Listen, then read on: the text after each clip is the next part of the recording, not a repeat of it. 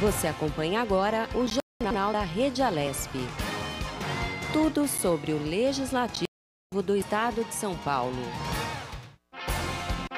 Olá, bom dia. Hoje é quarta-feira, dia 8 de abril de 2020. Eu sou o Luciano Teixeira. E eu sou a Lilian Busato e esse é o seu Jornal da Rede Alesp. Jornal da Rede Alesp. Bem, o Jornal da Rede Alesp, na cobertura do combate ao coronavírus, nós preparamos para você um jornal especial com todas as informações sobre a pandemia. Nós vamos entrevistar especialistas, vamos falar com deputados para saber mais sobre o que acontece em São Paulo, no Brasil e no mundo. A capital vive mais uma semana de quarentena. Jornal da Rede Alesp. Bem, pessoal, as secretarias estaduais de saúde divulgaram até às 6h40 desta manhã que já são 14.072 casos confirmados do novo coronavírus no Brasil, com 691 mortes pela Covid-19. Luciano, no fim da noite de ontem, o Maranhão divulgou uma nota em que o número de casos subiu para 270 e o de mortes para 11. Pois é, o último balanço do Ministério da Saúde apontava 13.727 casos confirmados e 667 mortes. Fortaleza, com 1.051 casos, é a cidade com maior incidência da Covid-19. 34,7 casos a cada 100 mil habitantes. Isso significa, Lili, o seguinte, não significa que a cidade tenha o maior número de casos, mas tem o maior número de incidência. Quando você divide o número de casos pela população. São Paulo tem 12 milhões, então o índice acaba sendo um pouco menor. São Paulo é a cidade com mais casos em números absolutos. São 3.754 casos, né? E Tocantins é o único estado que não registrou mortes. O mais jovem a morrer foi um bebê de 3 meses. O mais idoso a morrer foi um homem de 96 anos em Rio das Ostras, no Rio de Janeiro, no dia 25 de março. O governador de São Paulo, João Dória, na coletiva realizada ontem, anunciou o programa Alimento Solidário, onde serão beneficiados 4 milhões de pessoas de baixa renda em todo o estado. O benefício vai começar a ser distribuído a partir do próximo dia 17, Lilian. E a Célia Parni, secretária do Estado, detalhou como será a distribuição e famílias contempladas por esse programa. Pois é, a gente teve um errinho aqui, ó. Vamos ouvir primeiro aqui, né, o governador de São Paulo falando sobre essa iniciativa. A iniciativa é da Secretaria de Desenvolvimento Social, que tem à frente a Célia Parni, mas também com o apoio do Fundo Social, com a Bia Dória, minha esposa, e toda uma brilhante equipe de profissionais, da Patrícia Ellen, que aqui está, secretária de Desenvolvimento Econômico, da Regina Esteves, que está nos assistindo agora, está em casa, da Comunitas, ela não faz parte do nosso governo, mas ela é voluntária, e hoje já de 48 dirigentes empresariais que doaram mais de 100 milhões de reais para que pudéssemos, nessa primeira etapa, montar e distribuir essas cestas a partir do próximo dia 17. Neste primeiro momento, todo o investimento para estas cestas, que alcança 110 milhões de reais, vem do setor privado. É uma contribuição de dirigentes de empresas brasileiras e internacionais solidários com os que mais precisam neste momento. E a Célia Parni, vamos repetindo o que eu já tinha falado, ela é secretária do Estado, ela detalhou como será a distribuição e as famílias que serão contempladas com esse programa. Vamos entregar 1 milhão de cestas muito diferenciadas, com muitos cuidados na elaboração. Na base de todo o programa, uma cesta extremamente equilibrada e mais suplementada nutricionalmente. Aqui pudemos contar com o Hospital Israelita Albert Einstein e com o envolvimento de toda a equipe de nutrição do Hospital Israelita Albert Einstein, liderada por Lucille Zelin, sua nutricionista-chefe. A cesta alimenta até 4 pessoas por mês e o peso maior aqui foi realmente no reforço proteico para garantir saúde e defesa para estas famílias com tantas fragilidades. Comida de verdade com carnes, peixes, leite, muita proteína e muitos grãos e muito carinho e capricho que todos merecem. Estas são famílias cadastradas no CadÚnico, que é o Cadastro Federal Oficial para a inclusão em programas de assistência e transferência de renda. A elegibilidade destas famílias aos programas advém de uma renda mensal máxima de R$ 89,00 per capita, ou seja, extrema pobreza. Para que a entrega seja precisa, a fórmula encontrada foi usarmos os centros de assistência social como os mais capilarizados pontos de distribuição, atendendo a 645 municípios e chegando ao bairro exato aonde residem essas famílias mapeadas. Pois é, também foi anunciada a construção do terceiro hospital de campanha em combate à pandemia do novo coronavírus. Vai ser no complexo do Ibirapuera e deve começar a funcionar em maio, aqui pertinho de onde está a Rede Alesp. Ali estamos implantando um novo hospital de campanha com a nossa Secretaria da Saúde, o investimento do governo do Estado de São Paulo, no valor de R$ 42 milhões. Este hospital deverá estar pronto e operando a partir do dia 1º de maio. Este novo hospital de campanha terá 240 leitos de baixa complexidade, instalados numa área de 7.000 metros quadrados, e vai receber 800 profissionais de saúde, entre médicos, enfermeiros, paramédicos e auxiliares. No total, estamos acrescentando aqui na capital de São Paulo 2.240 leitos de baixa complexidade, fundamentais, e o Dr. German e o Dr. Davi Wippe poderão expor mais detalhadamente, fundamentais para liberarem as unidades de saúde para o atendimento da alta complexidade e atendendo os casos mais graves do coronavírus. É o esforço do governo do Estado de São Paulo, juntamente com a Prefeitura da capital de São Paulo, para oferecer condições de saúde, de atendimento e de presteza para as vítimas do coronavírus. Luciana, olha que atitude bacana e solidária do governador, porque o governador João Dória disse que o salário dele, nos próximos 5 meses, será doado para a compra de alimentos para a população de baixa renda através do programa Alimento Solidário. Todos sabem que desde que fui prefeito da capital de São Paulo, e não foi diferente como governador do estado, eu tenho doado todos os meus salários para instituições do terceiro setor, e tenho feito isso através da minha esposa Bia, que está aqui presidente do Conselho do Fundo Social de Solidariedade do Estado de São Paulo. Eu pedi a Bia que os meus salários de março, abril, maio, junho e julho fossem doados para uma entidade e que essa entidade destinasse integralmente para a compra das cestas do alimento solidário, que será objeto de uma das informações relevantes que vamos passar hoje aqui a vocês. O valor é modesto, são R$ 85 mil, o valor líquido dos salários que eu recebo. Mas é um exemplo para que outras pessoas possam, ainda que de maneira modesta, também contribuir para a compra da cesta do alimento solidário, para oferecer a quem nada tem, a quem hoje tem dificuldade para ter comida em casa, para sustentar-se e sustentar a sua própria família. O secretário de Saúde ressaltou que o Estado está no aguardo para a chegada de novos testes para a Covid-19. Nós temos, de fato, um estoque de exames para serem realizados em pacientes que foram notificados como suspeitos. Existe uma dificuldade da aquisição de insumos para a realização desses exames. Uma das remessas que nós estávamos esperando e comprando não conseguiu chegar até agora, estava sendo para anteontem e deve chegar nos próximos dias, mas atrasa.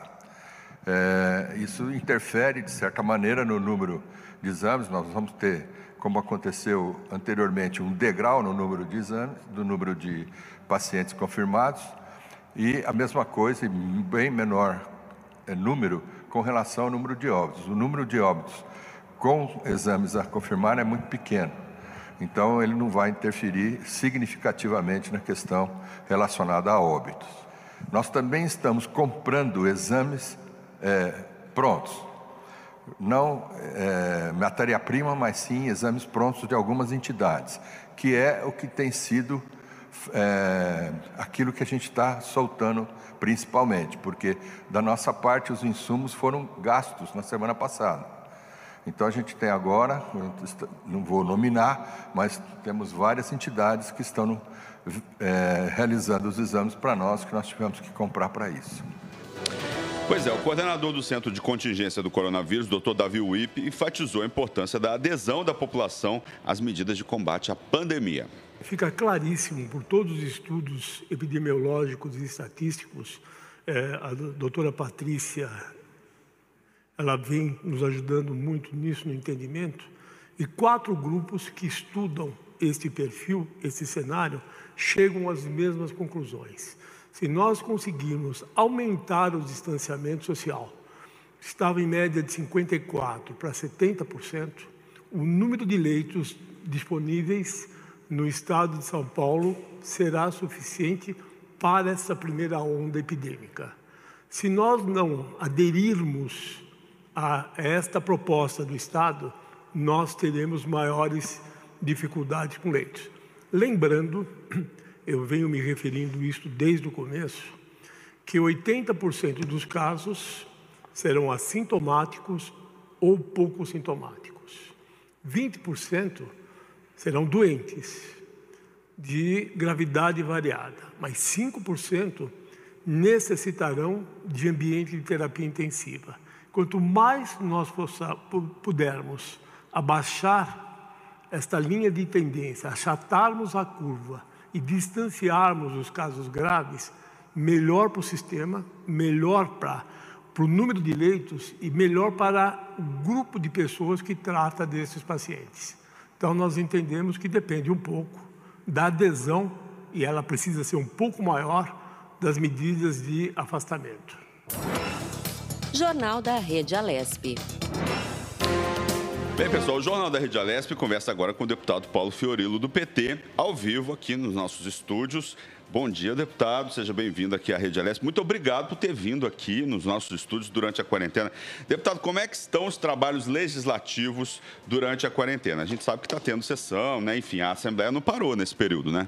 Bom dia a todos que nos acompanham pela Rede Alesp. Antes de mais nada, só registrar aqui que eu estou de quarentena. Hoje foi uma exceção, porque eu tinha que assinar documentos e acabei aceitando o convite de vocês por uma breve participação no programa. Muito obrigado por ter vindo. Eu que agradeço o convite, sempre à disposição, principalmente nesse momento em que as pessoas precisam ficar em casa. O governador decretou a continuidade do isolamento social e nós não podemos vacilar, até porque a gente viu o que aconteceu em outros países. E países que não acreditavam no isolamento hoje estão mudando de posição. O caso da Holanda, da Suécia, do Japão. Da Espanha, da Itália. O caso da Espanha e da Itália é que começaram tardiamente o isolamento. Mas no caso do Japão, eles não tinham feito isolamento, agora foi decretado um estado de calamidade ou de atenção em que as pessoas começam a se recolher mais. Bom, a Assembleia não parou, ela continua funcionando. Ontem nós tivemos uma reunião de 2 comissões para discutir um projeto do governador, 174, que trata dos fundos que existem no Estado para que eles possam ser utilizados no combate ao coronavírus. O projeto apresentado pelo governador era muito ruim. Ontem, o líder do governo apresentou um substitutivo que melhorou um pouco, mas ainda não melhorou como deveria, o que é uma pena. E hoje a gente tem sessão às 14h30 para discutir esse projeto e um decreto do governador. Então, a Assembleia continua funcionando, cada um na sua casa, cada um pelas suas redes.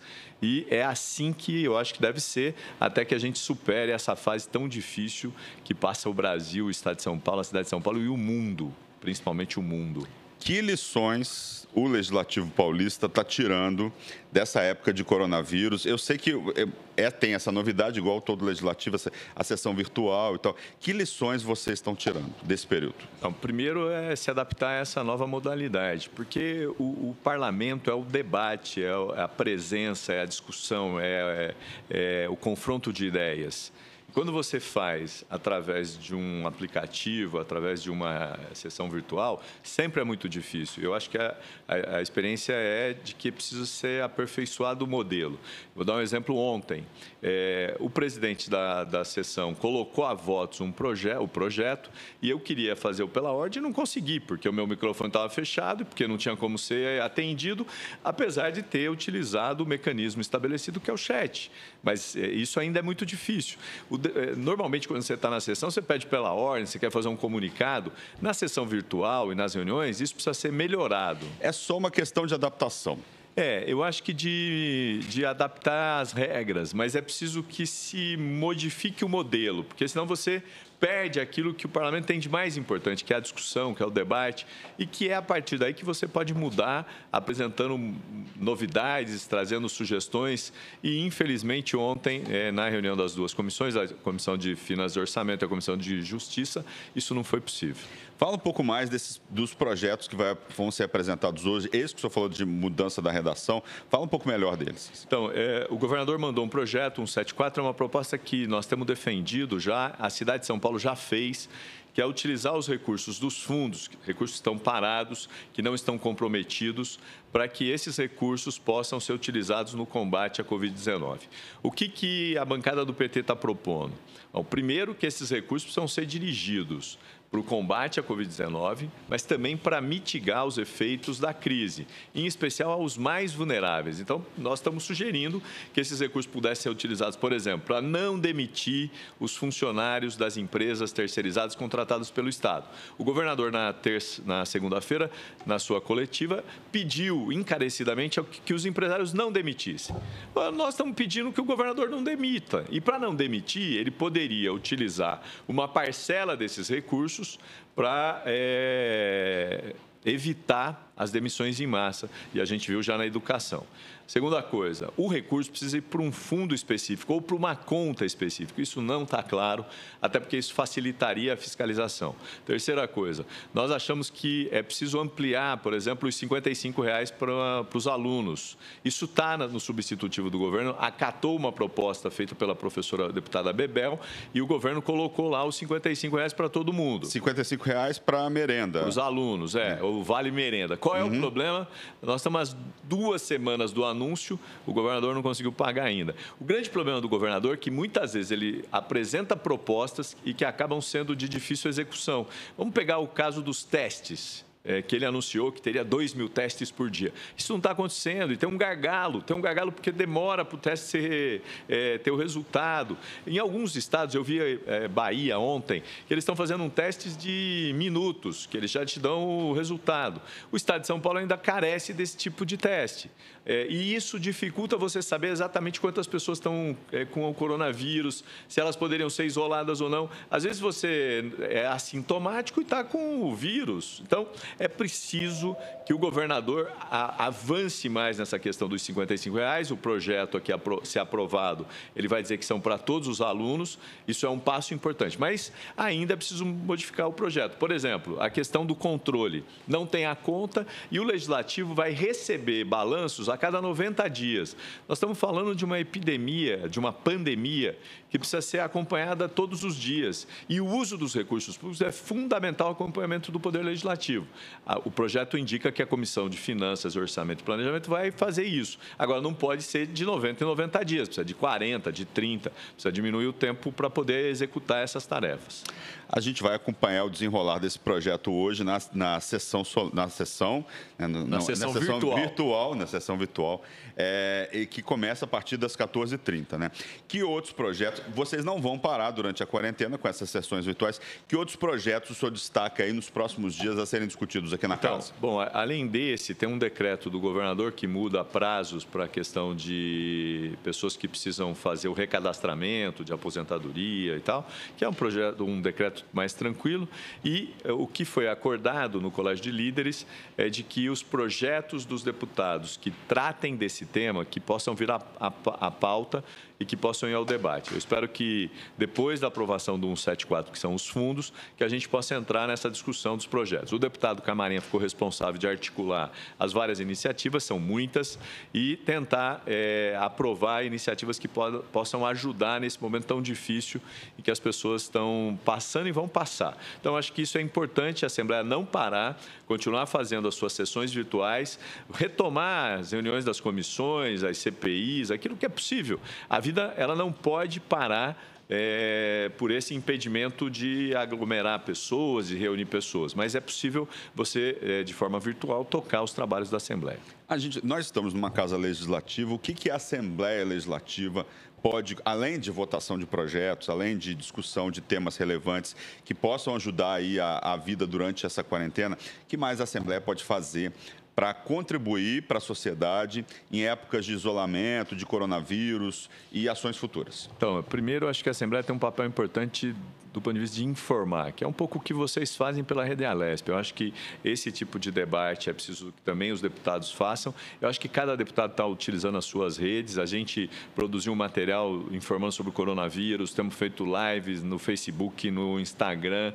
A gente tem tido uma atividade mais virtual, mas isso é importante. A Assembleia pode também apontar caminhos para o governador no sentido de buscar saídas e recursos. Por exemplo, essa discussão dos fundos é uma discussão que já foi feita na cidade de São Paulo a partir da bancada do PT, a gente trouxe o debate para cá e é possível discutir outras coisas. Por exemplo, por que você não pode debater o pagamento dos precatórios? Você garante o pagamento para os mais idosos, para aqueles que mais precisam, e os outros vão ser postergado o pagamento e os recursos podem ser utilizados para o combate ao coronavírus. A Assembleia tem uma quantidade enorme de iniciativas de propostas que poderiam ser colocadas em práticas. E não é só aprovando. Por exemplo, a cidade de São Paulo fez um comitê, uma Câmara Técnica, em que participa o Legislativo, o Executivo e o Tribunal de Contas. Aqui não fez isso.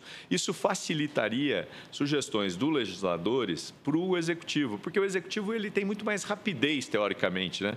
Para algumas propostas menos, mas teoricamente ele teria muito mais rapidez. O Legislativo ele precisa aprovar a proposta, ele faz o debate, ele aprova, depois ele vai ser sancionado ou não e implementado. Nós precisamos ter coisas mais ágeis. Então, eu defendi já, falei isso para o secretário, para o Carlão, que é o líder do governo, falei isso para o presidente, para o Cauê. Nós precisávamos construir um espaço onde o legislador, o executivo, o judiciário participassem juntos, um comitê, uma Câmara Técnica, o que ele quiser chamar, para poder facilitar o trâmite e avançar nas propostas. E várias coisas poderiam ser apresentadas e discutidas. Deputado, para a gente encerrar a nossa entrevista, como que a população pode participar dessas reuniões virtuais? Como que a participação popular pode ser incentivada nesse momento de quarentena? Bom, então, você pode acompanhar pela Rede Alesp, tem as sessões, são transmitidas. A partir das 14h30 aqui. E aí eu acho que é possível interagir também, mandando mensagens. Participando do chat, né? Participando do chat e tal. Mas na sessão, ela é fechada para os deputados. Então, você não tem participação pública. Você tem um acompanhamento pela Rede Alesp. Mas pelas redes, as pessoas podem escrever, se inscrever no chat, podem escrever. Podem mandar mensagens. Isso acho que é uma coisa importante. Acho até que a Alesp deveria construir esse caminho. Se, por exemplo, o cara que está assistindo na TV Alesp manda mensagem, a TV podia depois encaminhar para o secretário, para o presidente, para o deputado que foi instado naquele debate, até para ele poder interagir e as pessoas se sentirem também presentes e participantes.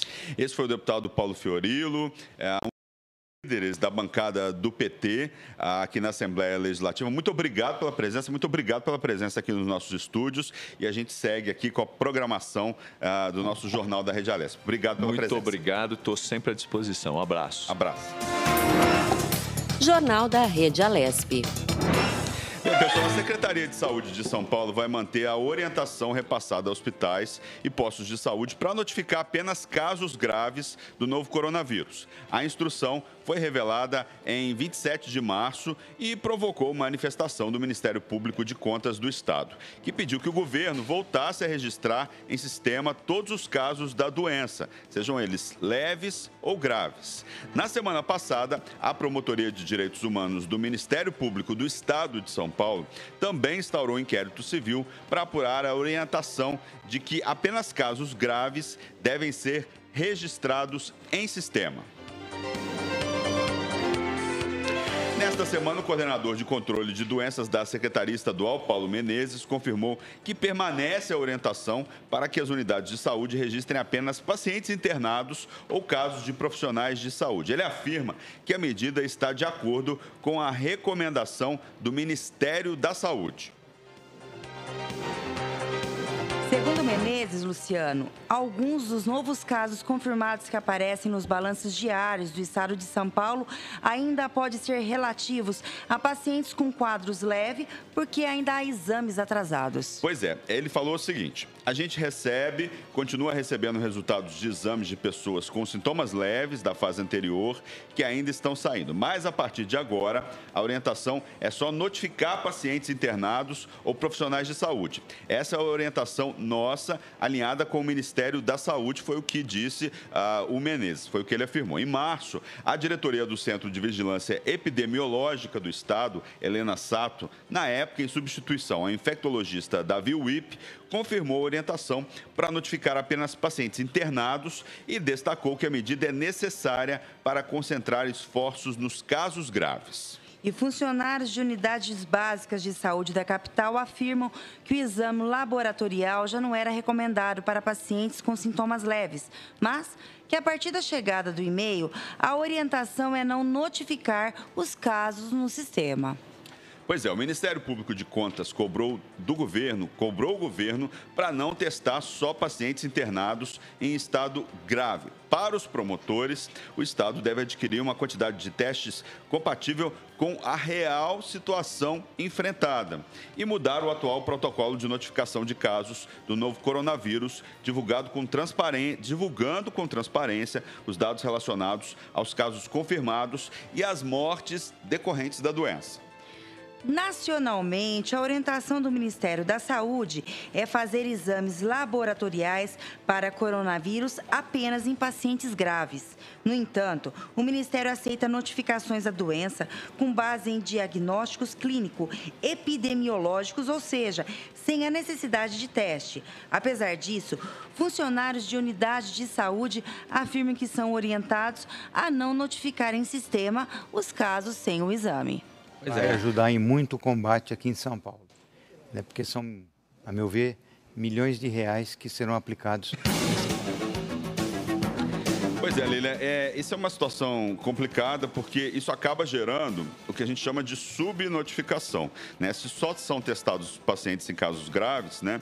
A gente não tem ideia da noção da imensidão do problema que nós estamos vivendo, né? Isso não acontece só aqui em São Paulo, isso não acontece só em outros estados, isso tem acontecido no mundo, né? Alguns países, como a China, a Coreia do Sul, têm optado por essa tática de testar. Os Estados Unidos também está começando a fazer isso agora.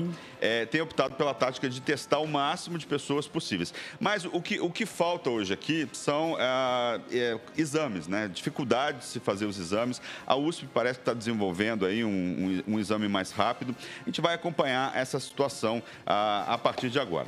Continuando aqui no nosso jornal, o juiz federal Itagiba Cata Preta Neto, da 4ª Vara Civil da Justiça Federal em Brasília, determinou o bloqueio dos recursos do fundo partidário, que é o dinheiro destinado aos partidos políticos, e do fundo eleitoral, que serve para custear as campanhas eleitorais. Luciane, segundo o magistrado, ele decidiu que a verba ficará à disposição do governo federal para ser usada em medidas de combate ao coronavírus ou em ações contra os reflexos econômicos em razão da pandemia da doença. A Advocacia Geral da União informou que ainda não foi notificada, mas que vai recorrer. O fundo partidário soma 959 milhões de reais e é usado para permitir o funcionamento dos partidos. O fundo de financiamento de campanhas acumula cerca de 2 bilhões, dinheiro destinado às campanhas das eleições municipais de outubro. Na decisão, o magistrado afirmou que a crise motivada pelos efeitos da pandemia na atividade econômica é concreta, palpável, com trabalhadores informais já passando por dificuldades de ordem alimentar e o fechamento do comércio, gerando onda de desemprego em massa. Pois é, Lília, esse é um assunto que ainda gera muita polêmica, né? Porque existe esse fundo mesmo, né? Quase um bilhão de reais. E muita gente estava se questionando, né? Afinal de contas, a gente está numa época de crise, que o governo precisa de dinheiro. Isso ainda vai gerar muita polêmica ainda, porque esse fundo partidário ele vai para as eleições de outubro. Né? As eleições, a gente nem sabe se as eleições vão acontecer. A princípio, está mantidas as eleições. Se eu não me engano, é dia 4, dia 5 o primeiro turno e 27 o segundo turno. É a primeira semana e a última semana de outubro que ocorrem as eleições. Então, e aí, o pessoal deve começar a discutir agora se o fundo partidário deve ser mantido, que é um fundo voltado aí para partidos, para os políticos, ou então se ele deve pegar esse dinheiro, que é bastante dinheiro, são quase R$1 bilhão, se esse dinheiro deve ser alocado para atender a população nesse momento de quarentena. A gente vai acompanhar essa discussão aí nos próximos dias, nas próximas semanas, inclusive aqui no Jornal da Rede Alesp. Bem, o projeto que visa obter recursos para o combate do coronavírus avança na Assembleia Legislativa de São Paulo.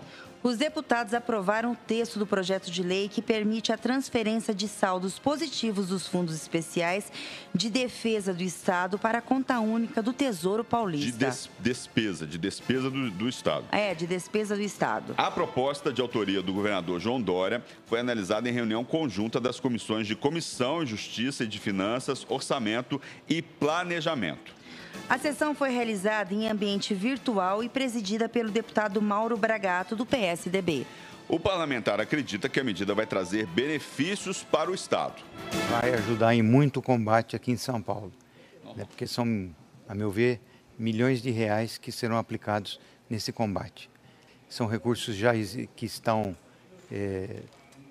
digamos, dormindo nos fundos, e são 14 fundos que praticamente o governo do Estado colocou à disposição aquilo que se chama o lucro, né? Aquilo que se chama o existente para ajudar a combater o coronavírus em São Paulo. E os deputados apresentaram 43 emendas parlamentares e 2 substitutivos. O líder do governo na Alesp, o deputado Carlão Piniatari, do PSDB, ajustou questões não contempladas pelo projeto que chegou à casa e teve o relatório aprovado. O deputado Gil Diniz, do PSL, apresentou o voto em separado, assim como os parlamentares Paulo Fiorilo e Emídio de Souza, ambos do PT. Um dos pontos destacados por Fiorilo foi a necessidade da criação de um fundo específico para gerenciar os saldos obtidos. Porque nós estamos dizendo que esses recursos são para o combate à Covid-19 e para suas consequências econômicas, sociais e assim por diante. Por isso, não dá para a gente deixar aberto que os recursos do fundo vão ser destinados à conta do Tesouro. Isso dificulta o acompanhamento, dificulta a fiscalização e até a contribuição com o governo na execução nesse período tão difícil. E o projeto de lei segue para a votação no plenário virtual, Luciano. Jornal da Rede Alesp. Pois é, pessoal, as Nações Unidas distribuíram 8 toneladas de insumos de seu centro de operações no Panamá para combater a pandemia do novo coronavírus na América Latina e no Caribe.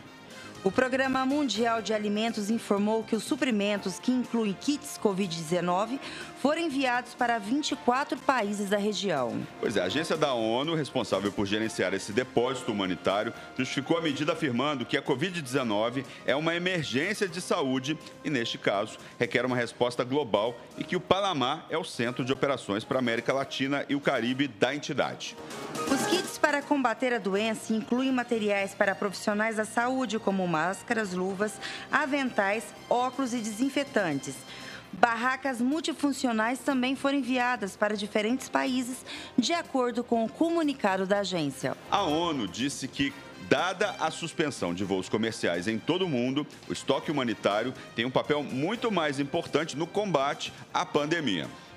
Em 2018, o Panamá abriu o primeiro centro de logística da América Latina para a rápida distribuição de ajuda humanitária em caso de desastres. Deste centro, em 2019, foram destinadas à região 300 toneladas de suprimentos, incluindo aí barracas, escritórios, pré-fabricados, veículos purificadores de água e medicamentos.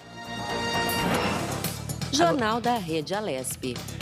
Pois é, o Jornal da Rede Alesp conversa agora com o deputado Vinícius Camarinha, do PSB. Ele nos fala sobre o trabalho que está sendo feito no Estado para tentar conter a pandemia do coronavírus. Bom dia, deputado, tudo bem? Bom dia, vocês me escutam? Escutamos, sim. O senhor está escutando deputado. a gente? Tá. Estou escutando também, estou escutando. Vocês estão vendo a minha imagem ou é só áudio para a rádio? Daqui a pouco aparece a imagem do senhor, por enquanto está na gente aqui, ó. Deputado, fala para a gente sobre o trabalho que está sendo feito para tentar conter a pandemia do coronavírus aqui no estado. Bom dia. Primeiro, é um prazer estar falando para vocês da Rádio Alesp. Prazer é nosso. A Assembleia, obrigado. A Assembleia está completamente debruçada, empenhada, unida, focada em dar respostas à sociedade através de elaboração de boas leis, que é o que nos compete. O Poder Legislativo tem o dever de fazer boas leis, respaldando, assegurando tranquilidade à nossa população. E por determinação do nosso presidente da Assembleia e de todos os líderes da Casa, nós encontramos uma solução do qual eu sou o coordenador. Qual é a metodologia que nós estamos elaborando? Ao invés de cada deputado individualmente apresentar uma lei, e isso pode trazer uma certa desorganização, nós mudamos o formato de trabalho. Nós estamos recebendo, aliás, já recebemos as 94 indicações de todos os deputados, ou seja, sugestões que cada parlamentar acha que deveriam acontecer no combate ao coronavírus.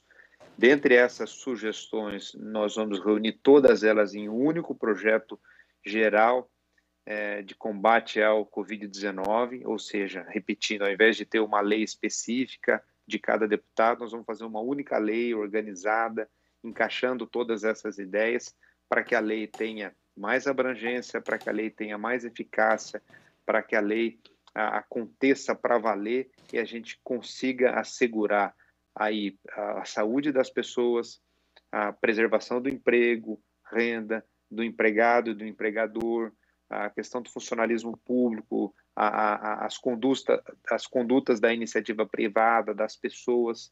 Apesar da Assembleia Legislativa ter uma competência restrita, compartilhada com a União e com a Câmara Federal, nós estamos encontrando as nossas atribuições para deliberar sobre os assuntos de nossa competência. E o trabalho está sendo realizado com muito foco, muito empenho de todos os parlamentares, praticamente todos os parlamentares, sem viés ideológico, sem viés partidário nesse momento, estão ajudando na construção desse amplo projeto de lei.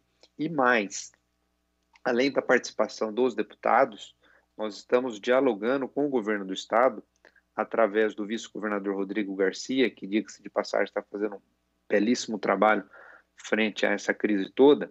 Estamos dialogando com ele, junto com o Comitê de Combate ao Coronavírus do governo do estado, para que eles também enviem as suas sugestões, enviem as suas ideias, e assim por diante nós construímos um projeto ainda mais amplo. E pelo que eu tenho visto, essa é um comportamento e é uma iniciativa inédita da Assembleia de São Paulo. Eu não vejo nas outras assembleias, e andei pesquisando aqui nas assembleias, andei pesquisando nos Estados Unidos, nos estados, por lá também, na Europa, existem muitas leis dispersas, e nós estamos tendo essa ação inovadora de fazer uma única lei geral, disciplinando praticamente tudo que é de nossa competência para facilitar a vida das pessoas. Qual está sendo, deputado, o aprendizado, né, da Assembleia Legislativa durante esse período de coronavírus? A gente vê que vocês estão fazendo sessões virtuais, né? Todo mundo está fazendo, Brasília está fazendo. Isso é uma novidade no Legislativo, não só aqui de São Paulo, mas do Brasil. Qual que é o aprendizado, né, que vocês, deputados, estão tirando desse período de quarentena até agora na atividade política?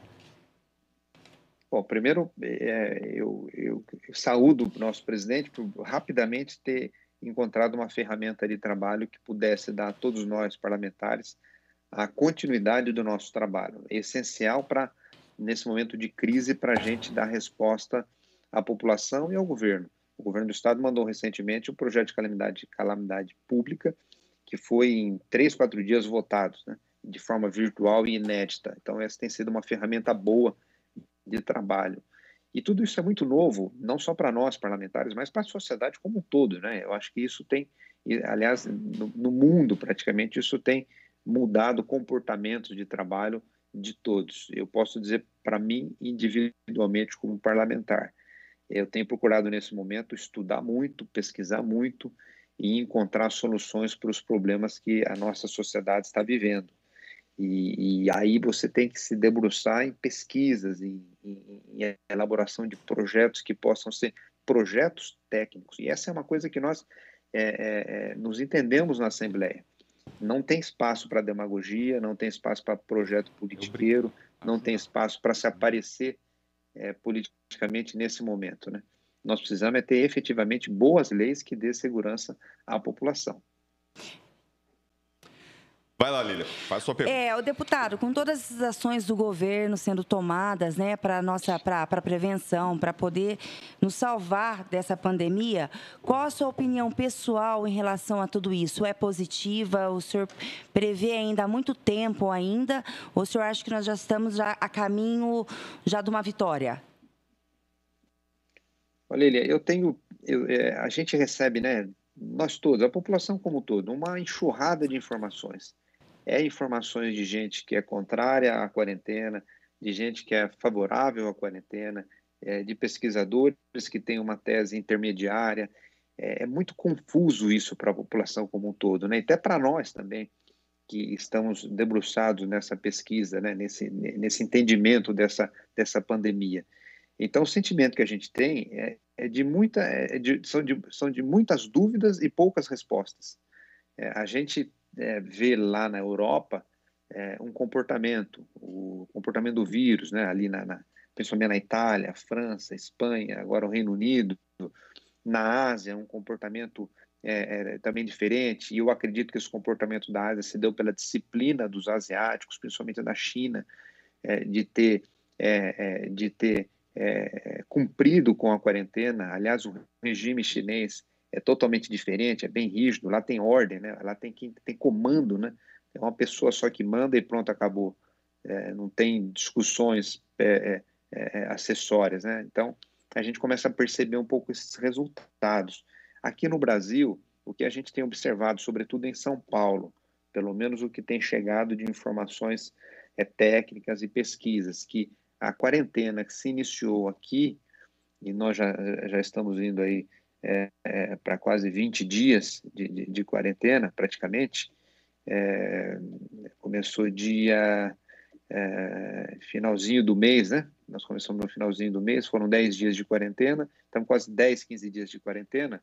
A gente percebe que o resultado começou a surtir efeito. Então, isso é importante, porque a gente vai meio que trabalhando com as experiências que nós vamos tomando. O que eu acho importante nesse momento é a gente não politizar esse assunto. Seria uma tragédia para nós, né? Não é hora da gente politizar. E tem muita gente que, às vezes, não tem nenhum conhecimento técnico, científico, e acaba palpitando, acaba fazendo fake news. E isso é um desserviço para a nossa população. A população ela precisa receber informações corretas, informações que tenham origem em dados científicos e pesquisas. E é nessa linha que eu tenho me comportado, inclusive com a minha família, né? E com a minha família de modo geral. Eu tenho famílias que têm comércio, que têm serviço, que são autônomos. A gente tem procurado fazer a nossa parte. É claro que nós vamos ter dificuldades? Vamos. Nós vamos ter sacrifícios financeiros? Iremos. Mas o raciocínio que eu faço, Lilian, é o seguinte: se nós não tomarmos essa medida agora de sacrifício, pode ser que nós tenhamos que tomá-la lá na frente e ainda pior, e ainda mais severa. Se nós teremos que ficar de quarentena um mês e meio, se não fizermos isso agora, pode ser que nós tenhamos que ficar 3 meses de quarentena, e uma quarentena forçada por conta de mortes e tantas outras complexidades que nós teremos por conta da saúde. Então é isso, eu acho que nós temos que seguir firme nas orientações técnicas, científicas, e ir buscando paralelamente a isso ações da nossa sociedade que possam minimizar todos esses impactos. E nesse cenário todo que o senhor acabou de falar, como que a Lesp ela pode ajudar nisso tudo que está acontecendo? Então, o que exatamente esse é o papel que a Lesp está fazendo. Todos os nossos deputados Me impressiona a vontade, a dedicação de poder colaborar com essa situação. Aliás, é nosso dever de apresentar e propor boas leis, é dever da Assembleia, sobretudo nesse momento difícil que nós estamos vivendo. Então, todos os deputados já encaminharam as suas indicações para a gente construir essa lei geral.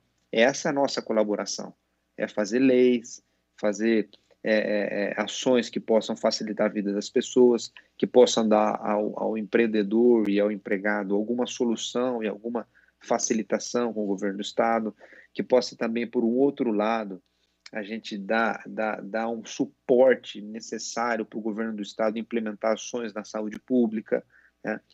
Que possa garantir para eles as ferramentas de investimento em equipamentos, em EPIs, em contratação de pessoas. Então, o parlamento vai ter essa função, né? Essa função de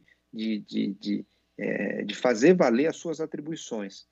A grande dificuldade que eu vejo como coordenador desse projeto Covid-19 é a gente encaixar tudo isso dentro das nossas atribuições, dentro das nossas prerrogativas de parlamento estadual. Como vocês sabem, como federação, o Congresso Nacional tem as suas atribuições, a Assembleia Legislativa tem as suas atribuições e a Câmara Municipal também tem as suas atribuições. Então, nós temos que andar na nossa atribuição. Acaba chegando, às vezes, algumas ideias que são exclusivamente de competência do Congresso Nacional e outras que são competência exclusiva da Câmara Municipal, porque se diz relacionadas às coisas do município. Mas, graças a Deus, nós estamos conseguindo construir tudo isso, unificar todas essas ideias e, o mais rápido possível, apresentar uma minuta para, em breve, ser levado ao plenário e votarmos essa lei. Deputado, a gente está num momento em que nós estamos vendo a importância da pesquisa, não só no Brasil, mas no mundo. A gente tem aí, boa parte da pesquisa brasileira está concentrada no estado de São Paulo. A gente tem a USP, a Unicamp, a Unifesp, a gente tem um núcleo aqui forte. O pessoal da USP está trabalhando agora para ajudar na pandemia, com a produção de testes, né, estudando, pesquisando possíveis vacinas.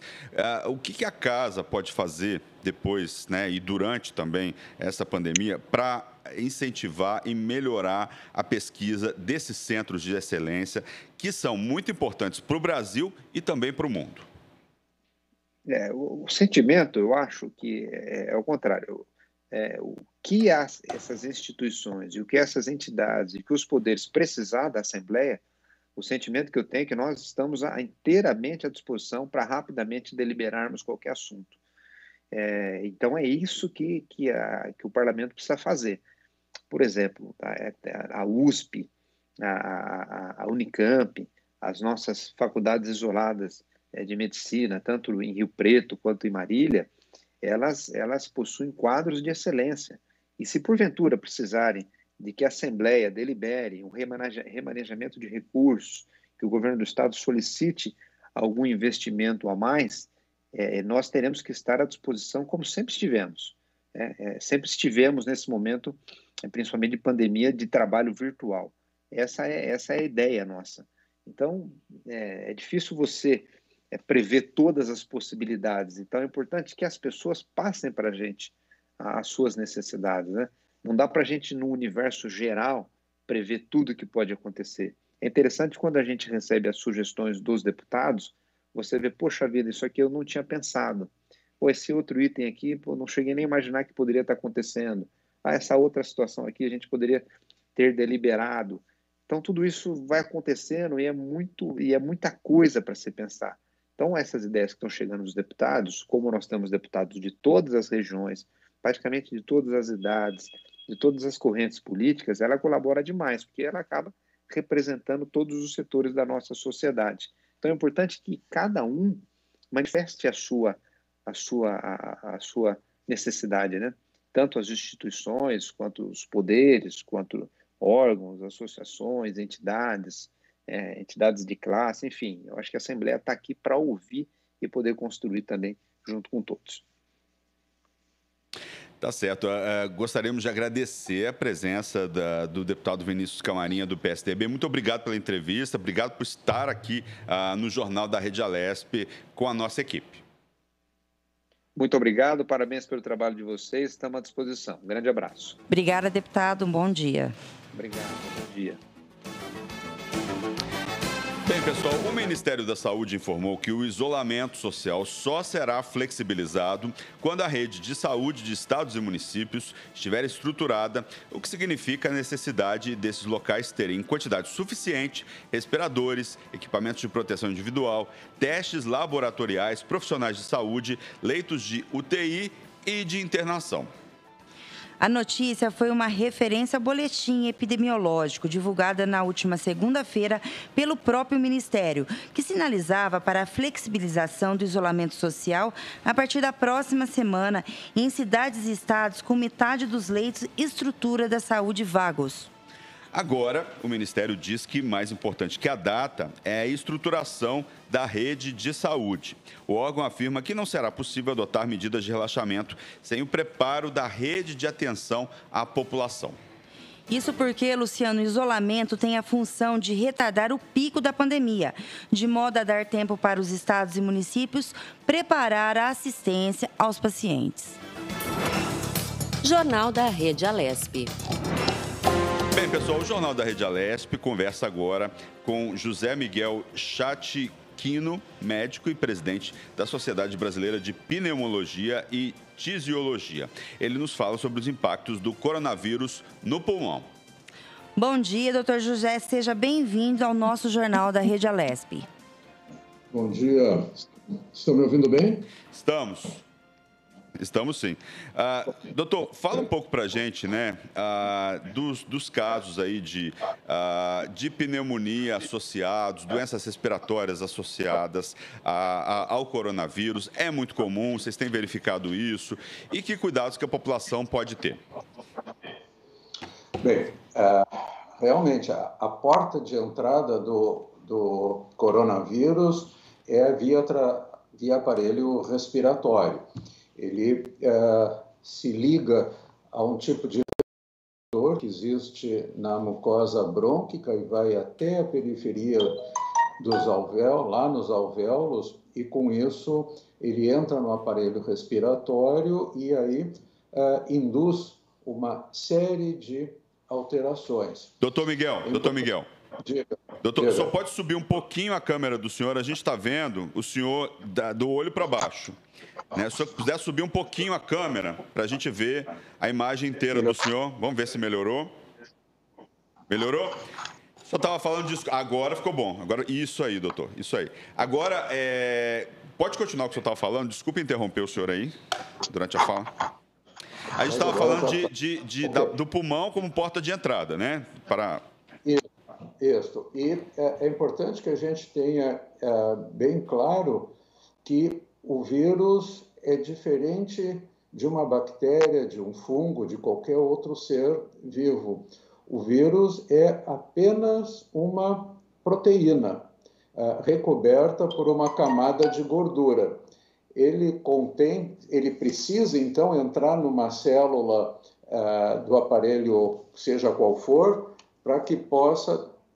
deixa eu só desligar aqui.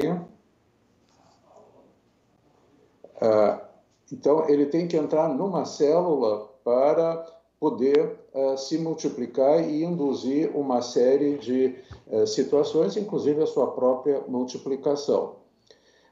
Isso é importante, porque, por isso, os antibióticos e antifúngicos e outros medicamentos que normalmente se tem não funcionam. Vai funcionar em um determinado momento quando nós tivermos, então, uma vacina. A tua pergunta era também o que acontece no aparelho respiratório. Inicialmente, ocorre um fenômeno inflamatório mais ou menos intenso e, à medida que os dias vão passando, essa inflamação é que realmente pode induzir a necessidade de que o paciente vá para a UTI ou vá, então, inclusive, para a ventilação mecânica. Existem outros órgãos que também são afetados, isso ainda não está muito bem explicado, mas aparelho gastrointestinal é uma situação razoavelmente frequente. É possível que existam algumas alterações em pele, é possível que existam algumas alterações tipo coagulação do sangue. Então, é uma situação bastante grave. Doutor, em quais casos o paciente ele necessita de aparelho para respirar? Quando a inflamação que eu comentei for muito intensa, há uma exudação de líquido para dentro da via respiratória, especialmente mais periférica, lá nos alvéolos. Então, o ar que está entrando já com dificuldade não consegue passar para o sangue e levar o oxigênio, então, ao resto do organismo. Então, esse é realmente o grande problema. O uso de medicações anti-inflamatórias, tipo cortisona, corticoides, seus derivados, num primeiro momento era usado em situações muito graves como essas. Existem agora alguns trabalhos e também alguns estudos, mas o número de casos ainda é pequeno, de que iniciar mais precocemente com o corticoide, a possibilidade de uma evolução mais satisfatória aumenta bastante. E esse Covid-19, ele pode provocar alguma sequela no pulmão? Pois é, isso ainda não se sabe. É muito provável, porque existe como eu comentei, uma inflamação. Se essa inflamação, ao longo do tempo, vai virar fibrose, nós não sabemos ainda não tem tempo que possa mostrar. Eu estou brigando aqui com o meu celular. Fica tranquilo, doutor. Enquanto o senhor vê aí o celular, uma pergunta que muita gente fala, a gente está no momento ainda, o vírus está chegando, já chegou em muitos locais. Muita gente se pergunta, muita gente fala que a pessoa que está com coronavírus não sente cheiro, não sente gosto. Isso faz sentido, doutor? Ou isso é achismo, é fake news? O que o senhor tem a falar sobre isso? Não, isso é bem real. Isso é bem real. Esse é em número ainda não bem determinado de casos, parece que em torno de 30% a 40%, é o sinal de apresentação, antes mesmo de aparecerem tosse, falta de ar, produção de secreção, de escarro, febre. Às vezes pode começar, em torno de 1/3 dos casos, começar com anosmia, que é a dificuldade de sentir aromas, cheiros. Acontece o mesmo, como eu comentei antes, com a dor abdominal, às vezes bem intensa, diarreia de difícil controle. Então, são situações que podem cursar antes ou depois já do quadro bem instalado. Não é lenda, não é fake, é verdade. Doutor, e essa questão da vitamina D? Muita gente fala que boa parte dos pacientes hospitalizados estavam com deficiência de vitamina D. Isso também faz sentido? Essa ainda não se tem uma prova definitiva disso. É lógico que todos nós precisamos de vitamina D, precisamos ter contato com a luz e a energia solar para que a gente tenha a quantidade adequada de vitamina D. Se os pacientes ficam muito tempo isolados, e isso pode ser um efeito colateral adverso do isolamento, isso pode acontecer. Mas certamente nós temos uma outra linha de atuação no momento grave. A deficiência de vitamina D pode ser suplementada ao longo do tempo e vai resolver a situação mais adiante. E a cloroquina, outros remédios e tal, muita gente, eu vou tomar cloroquina, não vou. Não é aconselhável, né, doutor, nesse momento? Certamente não.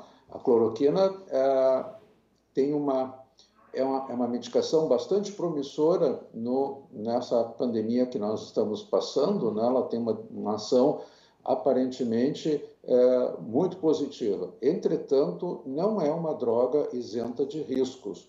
há necessidade de acompanhamento médico e, na maior parte das vezes, o acompanhamento deve ser em nível hospitalar, ainda que não precise ser em UTI, mas precisa ter um acompanhamento muito próximo e com exames laboratoriais bem próximos. Então, o que faz diferença nesse momento, não só para os grupos de risco, em relação ao coronavírus? É mesmo o isolamento? O que o senhor pode falar para as pessoas que estão em casa, tão preocupadas com essa pandemia? O que elas podem fazer, né? Lógico que acho que o primeiro conselho é fique em casa. Né? Depois disso, o que elas podem fazer? Cuidar da imunidade, pegar um solzinho de manhã na janela, na sacada. Que conselhos o senhor daria agora para as pessoas que estão em casa querendo se prevenir e aumentar a imunidade contra o vírus? Bom, esse é exatamente o que tu comentaste, né? O primeiro aspecto é isolamento social, com muito cuidado. Né? Depois disso, a necessidade de fazer a vacina contra a gripe. É importante lembrar que essa vacina não tem relação direta com o Covid-19, mas a pessoa que fez a vacina, se por acaso tiver sintomas respiratórios, o médico vai olhar de uma outra maneira, pois possivelmente não se trata de influenza, porque a pessoa fez a vacina e um percentual razoável, muito bom, fica protegido. Então, idosos e pacientes com algumas condições devem fazer a vacina. A outra preocupação importante é evitar aglomeração. Em qualquer local, isso tem que ser evitado. Considerando, sim, que a contaminação ocorre pelos perdigotos, que são as pequenas partículas que, quando todos nós falamos, aparecem, nós expelimos, então há necessidade mesmo de que exista essa preocupação em evitar aglomeração. Mais do que isso, mesmo partículas menores, micropartículas, parece que também podem conter o vírus. Então, a distância é algo que realmente se precisa obedecer, e isso é definitivo. As pessoas que têm algum tipo de doença que diminua a imunidade precisam ter todos esses cuidados redobrados, principalmente porque nós não sabemos ainda a extensão desse problema, extensão que eu digo no tempo, quanto vai durar essa pandemia aqui entre nós. O que a gente tem notado é que algumas regiões têm um tipo de problema, o tamanho do problema varia de região para região. O que se tem nesse momento, hoje, no dia 8 de abril, é que o problema é maior em São Paulo, Rio de Janeiro, Ceará, Distrito Federal e Amazonas. Ainda não se tem muito claro se as outras cidades ou os outros estados fizeram um isolamento mais efetivo e, por isso, a curva de ascensão do problema é menos íngreme, ou realmente existe algum outro fator ainda não identificado. Como vocês podem perceber, existe ainda muita coisa que se precisa aprender sobre a Covid-19 e o seu agente causador. Na realidade, nós temos 3 meses, algo por aí, de conhecimento dessa doença e desse novo vírus. Daí até o nome, né? Novo coronavírus. Então, é tudo muito, muito precoce para que a gente tenha respostas definitivas. Nós temos indícios promissores, algumas situações mais preocupantes, mas o caminho ainda é bastante longo. Tá certo. Eu gostaria de agradecer a presença aqui do Dr. José Miguel Chatiquino, que é médico e presidente da Sociedade Brasileira de Pneumologia e Tisiologia. Muito obrigado pela entrevista e até uma próxima oportunidade, doutor. Eu que agradeço, estou à disposição de vocês. Um abraço. Um abraço, doutor. Vitor. Bom dia. Bem, pessoal, e depois de um dia turbulento em Brasília por causa da Covid-19, um relatório técnico assinado pelo ministro da Saúde, Luiz Henrique Mandetta, e especialistas em saúde, afirma que o Brasil terá pico dos casos da doença ainda este mês e também em maio, e que o país continuará enfrentando a pandemia até meados de setembro.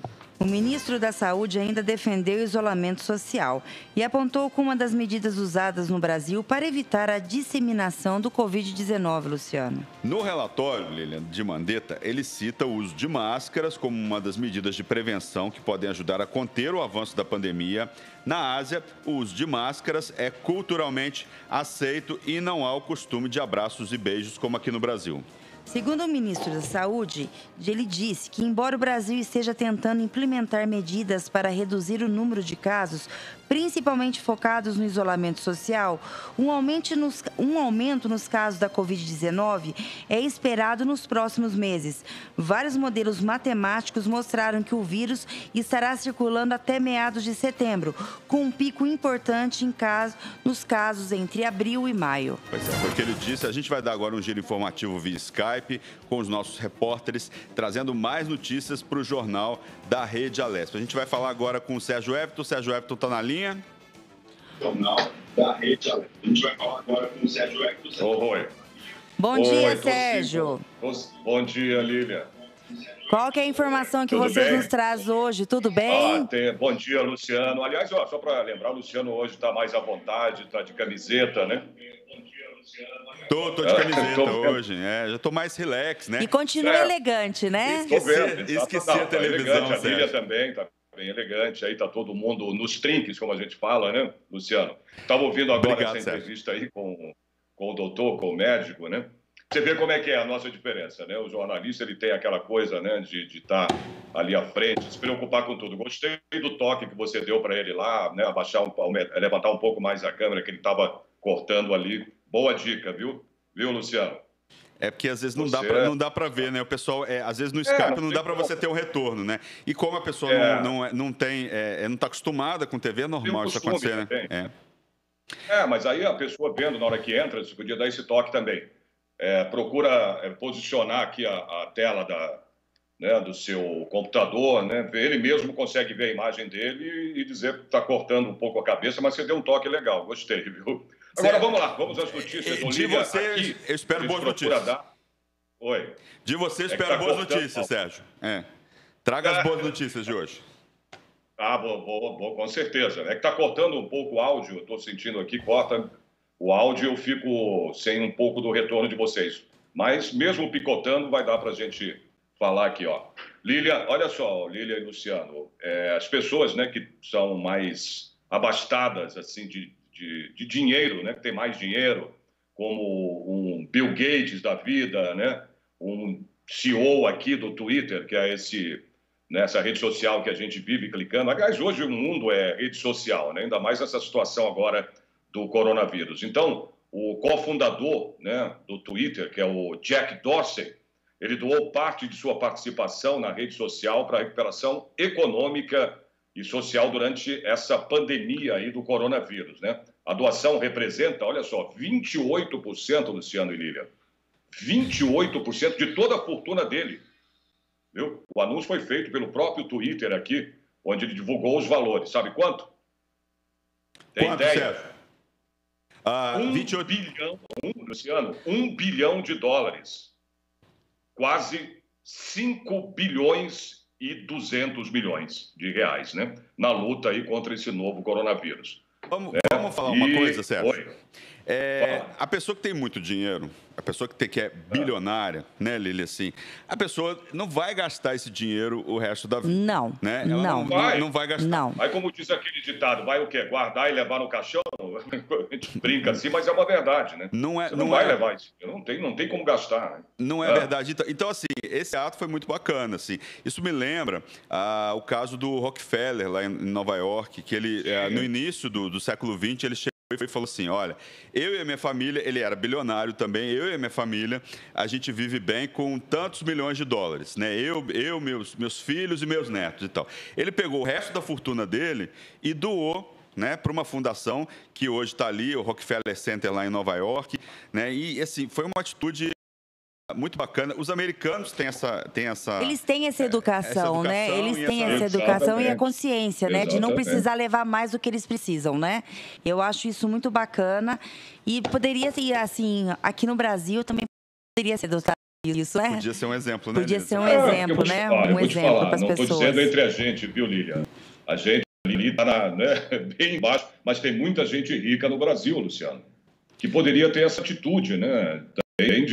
Pode ser até que tenha, a gente não tenha talvez ainda informações sobre isso, mas tem muita gente com dinheiro no Brasil, tem muita gente rica. O Dória teve um ato de solidariedade para ele doou, né, o salário dele. Porque você não vai, você vai gastar, você nem gasta essa fortuna toda, né? Como citou aí o Luciano Rockefeller, né? Na época bilionário, né? Várias pessoas aí que têm muito dinheiro, você vê aí no ranking dos mais ricos do mundo, nós temos aqui empresários também que poderiam também, né, começar a ter esse tipo de atitude, né, e doar uma parte da sua fortuna. Sabe um outro também que fez isso? O Gates. Viu, Luciano e Lilian? O Bill Gates também.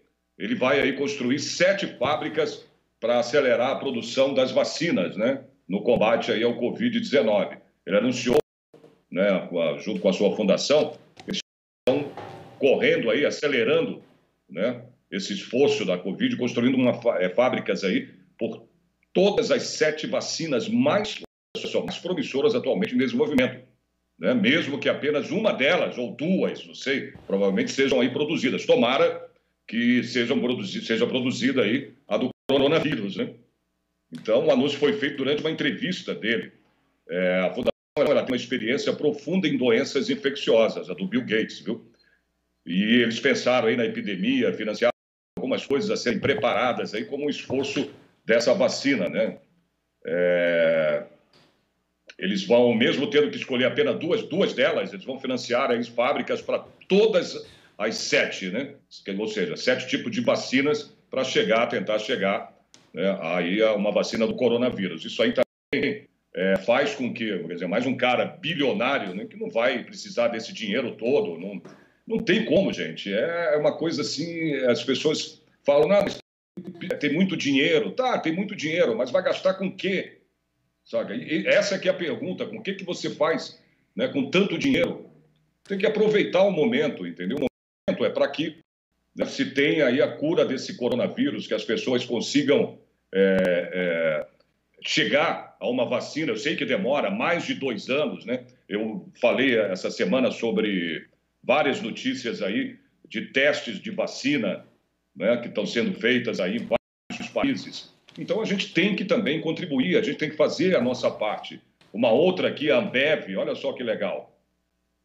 Vocês sabem, a Ambev é a que produz refrigerantes, né? Enfim, um monte de bebidas. É uma das maiores empresas do mundo, né, no ramo de bebidas. Exatamente. Né? Sabe o que ela está fazendo? Eu acho que é a número 1, se eu não me engano. É a número 1. É a multinacional número 1 em relação a bebidas. Fala, Sérgio. Sabe aquelas as garrafas de PET?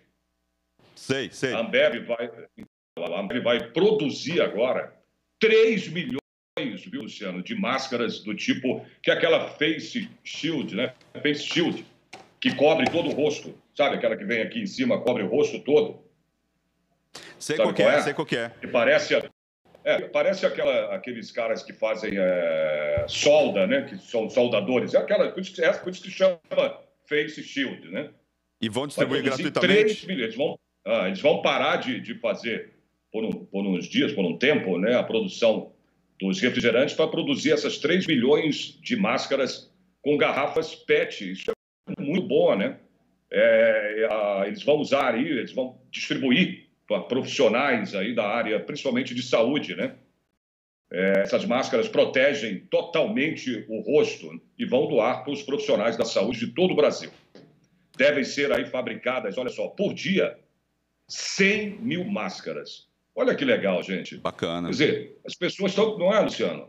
Todo mundo fazendo a sua parte. Então a gente vai, eu tenho certeza, isso aí eu não tenho dúvidas nenhuma, que a gente vai conseguir quebrar, né, esse coronavírus, essa curva, né, fazer essa curva para baixo, descer ali a ladeira mesmo e acabar com esse coronavírus. Porque, sabe, é só assim que a gente pode conseguir. Cada um contribuindo, fazendo a sua parte. A nossa parte, Luciano, minha, né, de todas as famílias do país todo, de vocês, nossa, é se proteger, tentando ficar ao máximo, procurando ficar ao máximo dentro de casa. Né? Quem pode ficar, que fique dentro de casa, porque eu venho repetindo, não tem mais grupo de risco, né? Qualquer pessoa está sujeita a pegar o coronavírus, né? A se infectar. Né? A gente viu o número de mortos aí, é um troço impressionante, né? O que está acontecendo na Itália, né? Na França, por exemplo. Então, a coisa está cada vez pior. Eu tenho informações aqui, inclusive, de um site que ele atualiza, viu? Ele atualiza John Hopkins, né? O mundo inteiro. O John Hopkins, que é aquela universidade, né, de medicina. Pra você ter uma ideia, eu tenho aqui os dados total confirmados já, né, com a coronavírus, no mundo todo, né? 1.446.242 pessoas infectadas no mundo todo, né? Desse total, já 83.471 mortes. Quer dizer, é muita coisa, entendeu? Nesse pouco espaço de tempo que a gente descobriu esse coronavírus, né, que chegou para a gente. Então, gente, procurar mesmo se isolar, né? O isolamento social é importante, tem que ficar em casa. Agora, as pessoas que têm que trabalhar, entendeu? Se protejam. É isso que a gente pede, e a gente dá informações. Vocês aí, né? Parabéns, estão dando sempre essas informações. Um jornal aí que era de meia hora, 1 hora, está chegando a 4 horas e meia só de informações. Parabéns pelo trabalho de vocês. Quase 5 horas, Tá pois bom? Isso que você falou, isso que você falou é importante, quer dizer, a Fundação John Hopkins, eles têm aí dados do mundo inteiro, dados em tempo real, são 1,5 milhão de pessoas infectadas, quer dizer... 1 milhão e meio, desculpa, eu falei 1 milhão. 1 milhão e meio. 1 milhão e meio. 1,5 milhão. Imagina. E 80 e poucas mil mortes, né? Que é um número bastante... Mais de 83 mil mortes, né?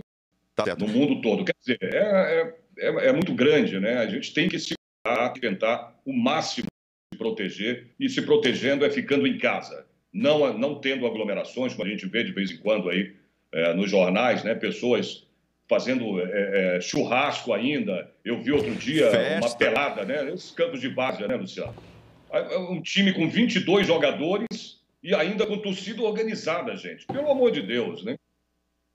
O Ministério vem pedindo aí, a OMS, né, foi bem clara, tem que haver o isolamento social, não tem como. Então as pessoas precisam entender mais ainda a importância de se ficar em casa, isolado, né? Não se aglomerarem, não ter festas, nem churrascos. Eu sei que o brasileiro adora um churrasco, mas nessa hora, gente, a gente tem que, né, seguir as normas da Organização Mundial da Saúde. Fiquem em casa. É isso que eu tenho para falar hoje, Luciano. Tá certo. E por essas notícias que eu procuro falar aqui, que são notícias boas, como a gente diz, né, em contrapartida ao coronavírus. Pois é, acho maravilhoso você trazer notícias boas, né? Porque nesse momento... Notícias quentes, né? Nesse momento que muda muito rápido, né? Muda muito rápido. A gente vai ter muita notícia ruim e ter notícia boa é muito bacana nesse momento. Sérgio, muito obrigado pela participação. A gente espera você novamente aí nos próximos dias, amanhã, aqui na Rede Alesp.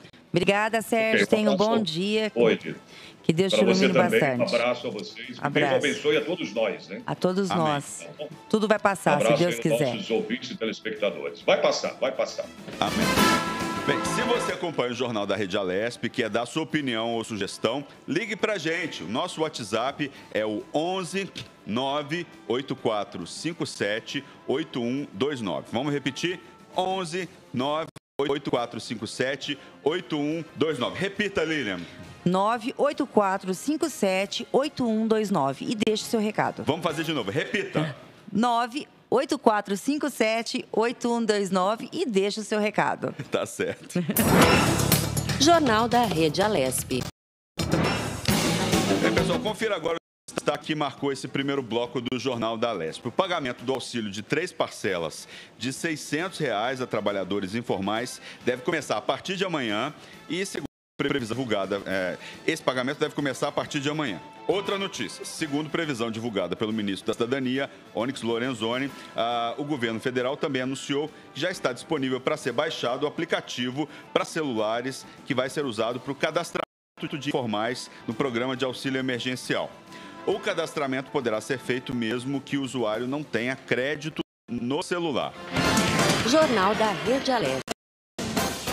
Bem, o Jornal da Rede Alesp informando tudo que está acontecendo na luta e prevenção contra o contágio do coronavírus. Faz um breve intervalo. Nós vamos dar uma paradinha, em poucos minutos a gente volta com mais informações para você.